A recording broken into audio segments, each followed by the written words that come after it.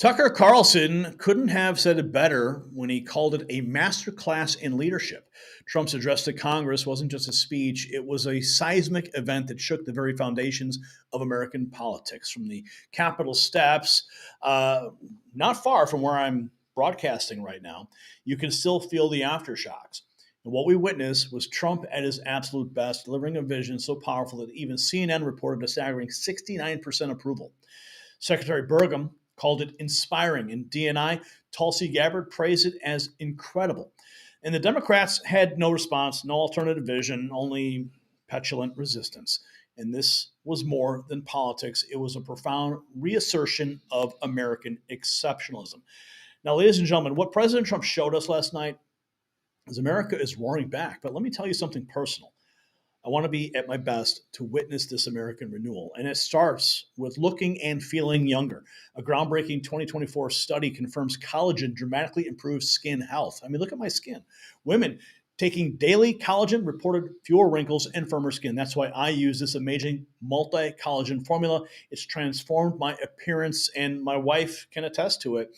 Unlike store-bought varieties, this formula features 5 essential collagen types from 4 premium sources. It's easily digestible. It's non-GMO, so you know RFK Jr. loves it. And it blends perfectly into any drink. Order now at healthwithgary.com. Get 51% off plus free VIP coaching, a free skincare ebook, and each purchase helps feed hungry children. And we thank them for their support of this program. Okay, let's get into it now. Lots of news in this segment. Let me just get here we go. This is the post coverage we have. Okay. President Trump's address to Congress tonight. Oh, but I should tell you, we do have something special here.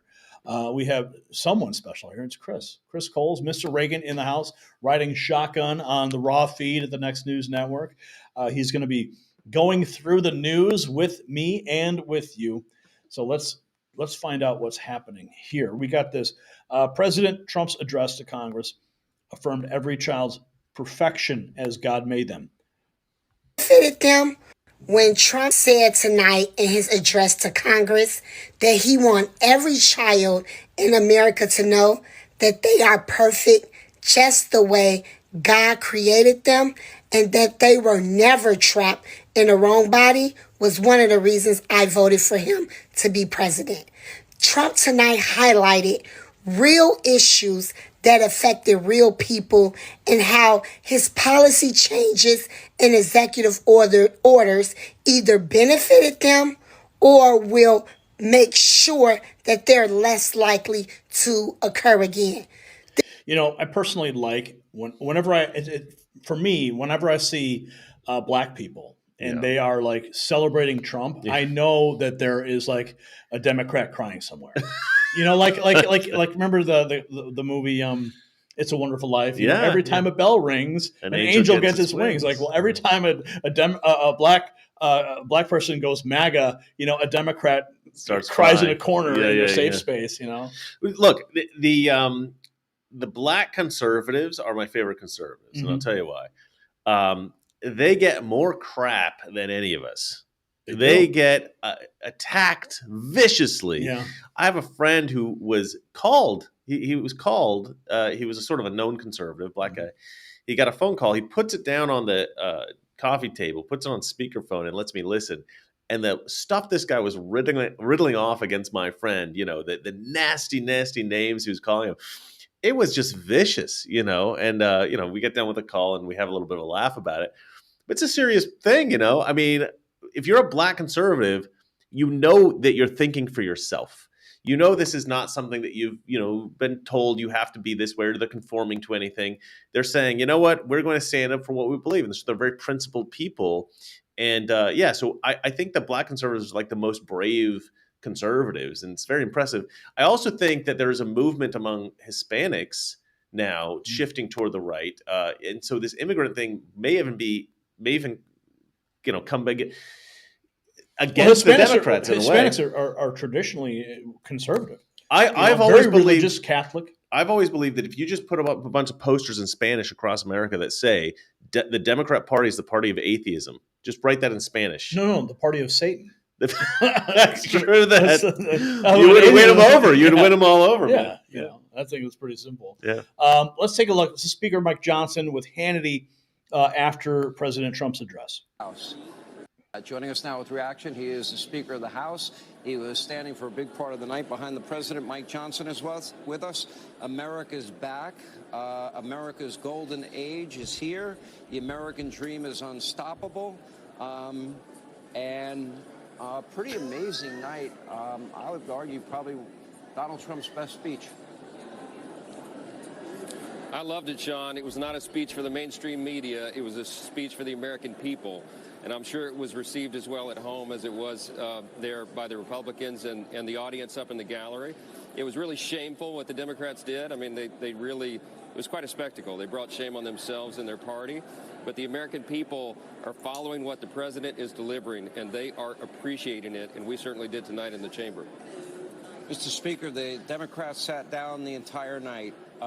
They could not even stand for that young man. They could not stand for Laken Riley's family. They could not stand for Jocelyn Nungary's mother. They couldn't stand for anybody. No tax on tips, no tax on overtime or Social Security.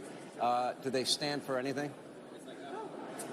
No, not even the terrorists that we've apprehended now that masterminded the disaster at Abbey Gate. It was really quite a spectacle. You know, and if they're going to use a 77-year-old heckling congressman as the face of their resistance, then bring it on. But we're not going to tolerate that on the House floor. And I don't think the American people are going to tolerate that either. Mr. Speaker, you're the Speaker of the House. What happens to somebody like Al Green when he pulls off a stunt like that? Well, we escorted him off the floor. He couldn't behave himself. It's quite shameful. It brought shame on, I'm sure his constituents are not proud. Now, I'm gonna pause real quick because that moment, I believe it was totally staged. Yeah. I believe that they were probably colluding in the back room saying, okay, who's going to be the one to get thrown out? And Al Green's like, raises his cane. He's like, I'll be the guy, you know? And like, he just wouldn't stop. You know, that's the moment when I was sitting in the White House and I was in the press room. Yeah. And I'm like watching this on my phone. Yeah. I was in the front row, sitting in Peter Ducey's seat for Fox News. And I'm like just reacting, like verbally reacting. And I got both my earbuds in. So I can't even hear myself, you know? Yeah. And then like, I'm like, oh my God, I can't believe this is happening. And I'm like looking around the press room and there's reporters, you know.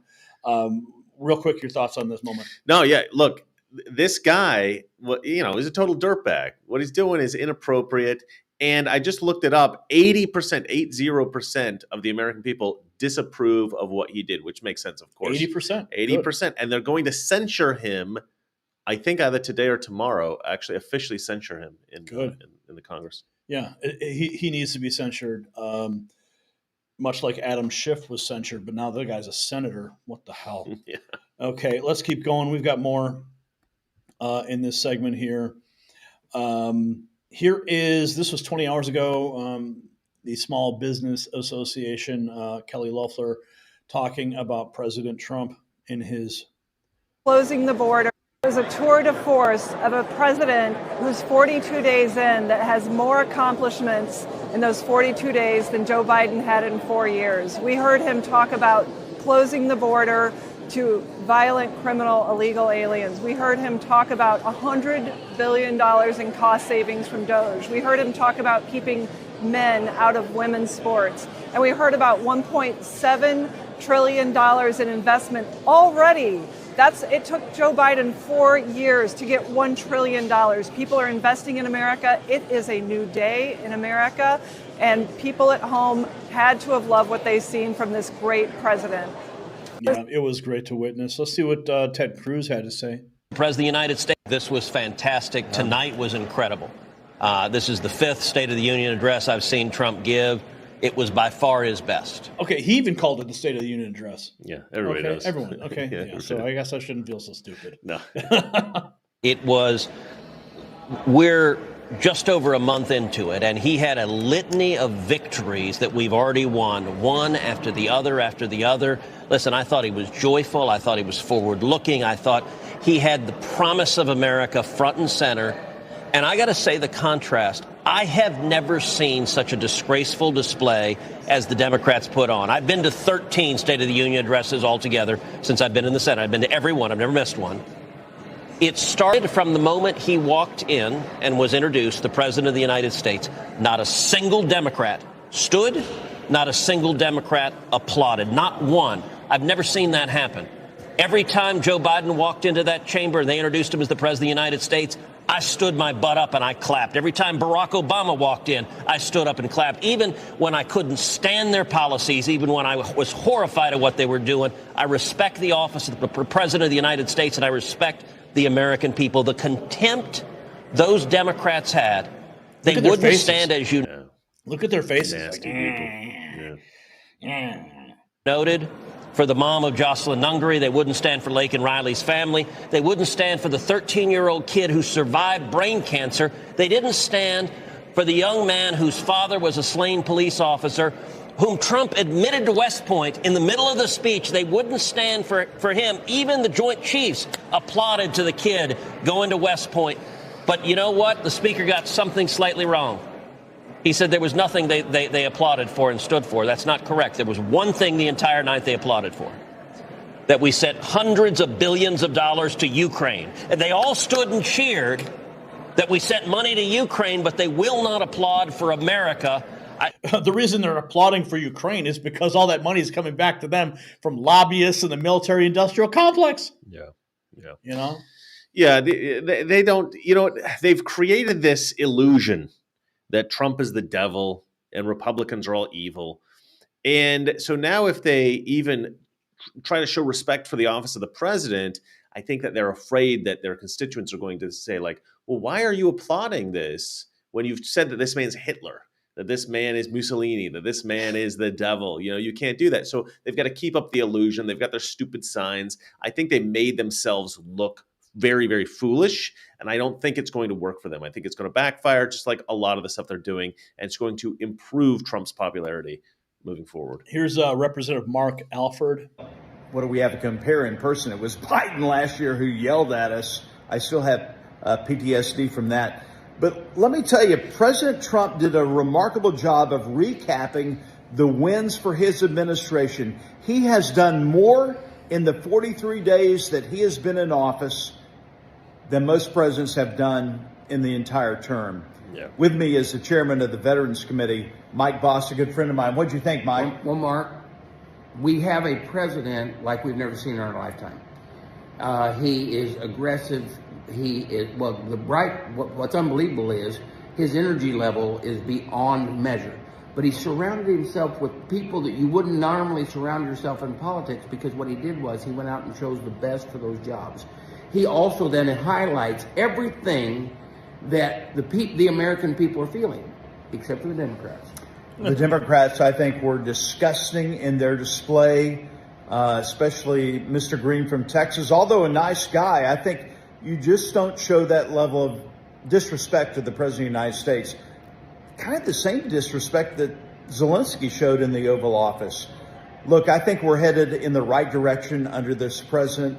We have a long way to go. I can't believe we're going to have 3 years and 8 months more with this president in office, because this is a remarkable time in American history. And we are in for the ride of our lifetime to make America great again. This is an exciting time to be an American and an exciting time to be in Congress, don't you? I think, we're only 40 some odd days in. This is only the beginning, dude. Right. I mean, who knows what's in store over the next 4 years, how much they're going to accomplish, Yeah, I assumed that it would be going this light speed for a few days, and then they'd slow up a little bit. No. I've got a buddy who is a speechwriter for Tulsi Gabbard. Oh, really? Yeah. And he'd gotten the job weeks ago, but he only got the paperwork maybe 3 days ago or something like that. He's filled it out and he's good to go. And I think he's working there now. I'll have to text him and find out. But yeah, we went to lunch the other day and he's like, yeah, I finally got my paperwork. I'm in. I'm like, good job, buddy. But it took forever. And the reason the hiring is so slow is because they've got their attention focused on actually doing great things. And also they really want to make sure that everyone they bring in is solid. They are really working hard to make sure everybody they bring in is solid. They vet everybody thoroughly, and they know that the people they're bringing in aren't going to betray them like what happened in 2017, 18, 19. back then there were so many leakers, there were so many saboteurs. We cannot have that this time around. Wow. And I think they're doing a great job of picking just the right people. It's amazing. It really, really is. Pennsylvania resident. Here's a Pennsylvania resident on POTUS's message. Things that should have. How did you feel about his message regarding? Okay, and for context, this is on CNN. They're probably having heart attacks in the producer's booth. How did you feel about his message regarding the economy? I thought it was very positive. I think what's happening now, we used to be a country that would just let everything happen. Okay, we'll do this. You guys, Panama can have this. I think now we're taking back things that should have never been given away. So I think doing those tariffs and everything, I think it's well overdone. I mean, it should have been done a long time ago. And she was directly referencing the Panama Canal, in which President Trump stated, we're going to take it back no matter what. I think if you watch that closely, you can actually see the moment where the CNN reporters poo themselves. I think you can actually, it's in there. Yeah. Oh, man. Here's, let's see, what's this? Senator Katie Boyd. Oh, this is like that underground train network they have. Oh, this is pretty cool. I someday want to check that out. Here she is talking about the moment. Drive. Hey guys, what an honor to actually attend President Trump's first joint address here in his term. Look, he laid out the vision for how we're going to keep America safe and secure and strong, how we're going to unleash American energy, driving down prices and making sure that hardworking Americans' dollars go further. Look, this is about preserving the American dream. President Trump has a plan, a vision, and a will to execute. We've put the people around him to help achieve these goals. I am excited about what's in store for our future. It was a great night, and I'm looking forward to working alongside him to making these things happen. That's cool. That's cool. I just personally like the underground train network that they have. And yeah, have you ever seen it? I've never seen it. I've never been in it. Did you know it existed? Right? It looks kind of cool. I've heard of it, but yeah. I've never. Where's it go? I think it connects like buildings. Right. Like it connects like the Capitol building to like it's complete underground. Like these tiny just little for congressmen. Yeah, these tiny little cars that can hold like 4 to 6 people. Cool. Yeah. I'd like to try it. I'd like to jump in one day. You're going to have to call Sebastian Gorka and say, hey, will you take me underground? I know a few people who could get me on. Yeah. Okay, let's see. Representative Victoria Spart's great speech by President Trump. State of the Union is strong. I think she might be the Ukrainian representative, right? Oh, I don't know. Let's see. Represented Indiana's 5th Congressional District. No, I may be wrong. Yeah. I think she was from Ukraine originally. No. Some kind of Eastern European. Let's see. We have, here's Reince Priebus. Here's a name we haven't seen in a while. What's he talking? Well, I thought it was extremely strong. And when he talked about, he said, common sense revolution, giving the government back to the people, that the government works for the people don't work for the government. I thought was really insightful into the mindset of the president.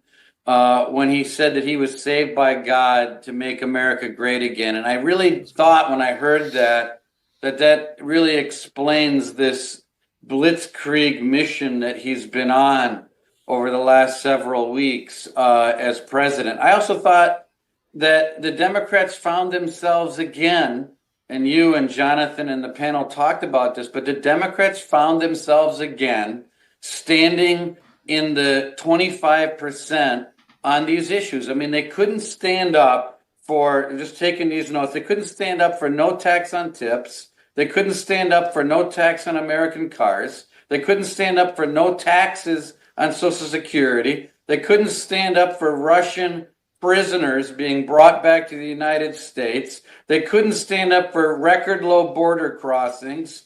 And they couldn't stand up for no boys and girls sports, even though half the women were wearing pink. I mean, it's just like, it's almost as if they don't get it. Now, I will say the senator from Michigan did a good job of laying out the things that we can agree on. A strong middle class, a strong defense, that democracy is still worth fighting for. I mean, she lost it when she tried to defend the Democrats' actions on the border. She lost it when she started trying to claim the president, Trump, is trying to raid Social Security. But again, the Democrats can't find their footing.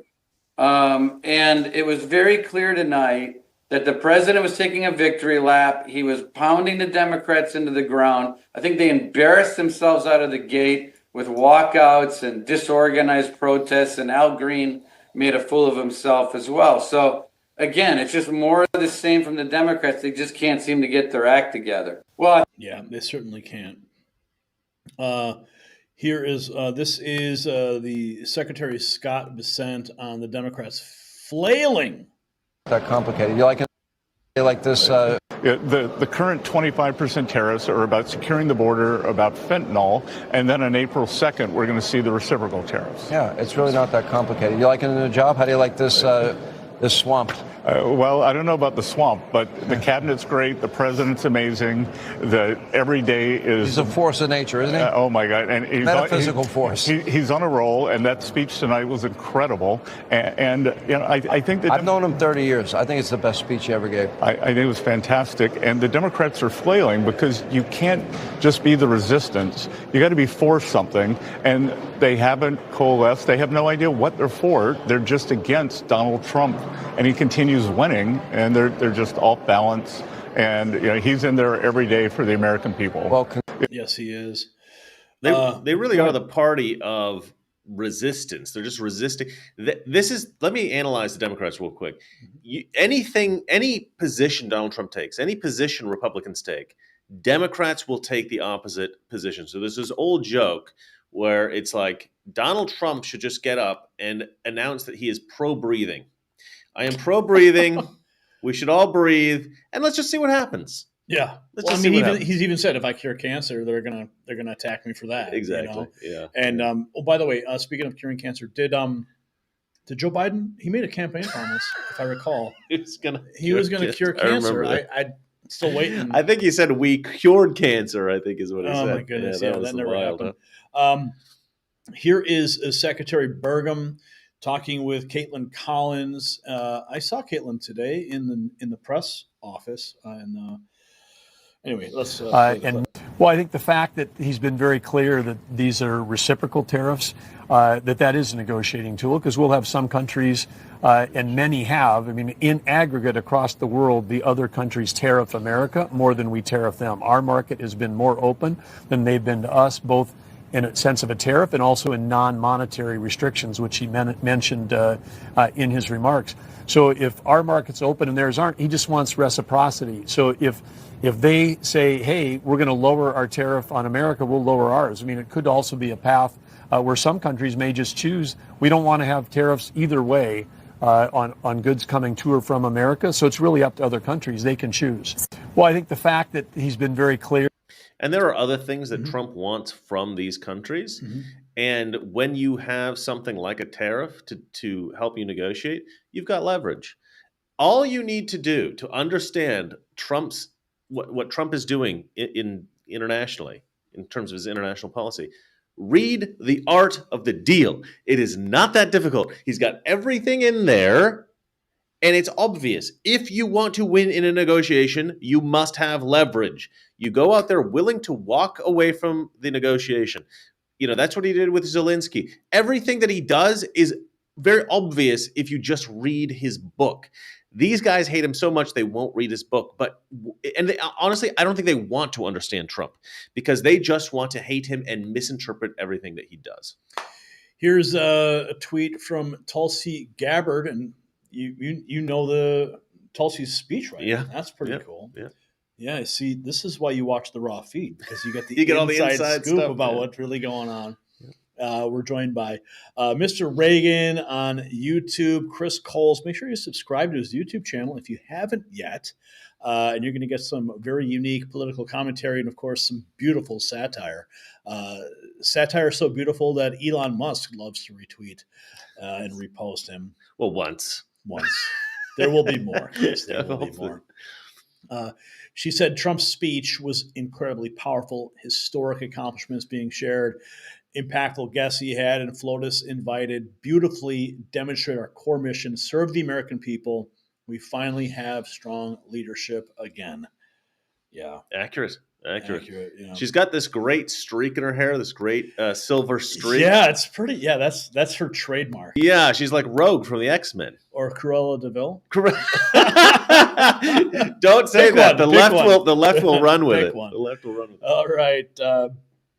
So here's the moment you can see on the screen there. This is when Trump walked in, Speaker Johnson. There's the beautiful First Lady. I mean, just an amazing night. So Trump's masterful address reminded us of what real leadership looks like. Senator Ted Cruz called it by far his best, while Senator Katie Boyd Britt praised how Trump is putting Americans first. Even Pennsylvania residents felt the impact, with one saying, "We're taking back things that should have never been taken away." The message was crystal clear. America is reclaiming its destiny under Trump's leadership. The golden age isn't just a promise, it's already unfolding before our eyes. So here's the question that is haunting Democrats tonight. If Trump has accomplished more in 42 days than Biden did in 4 years, what excuse do Democrats have for their decades of failed leadership? How can they possibly justify opposing policies that are clearly working for their constituents, the American people? Share your thoughts on whether you think Democrats are opposing Trump's agenda out of principle or pure political desperation. And believe me, I read the comments.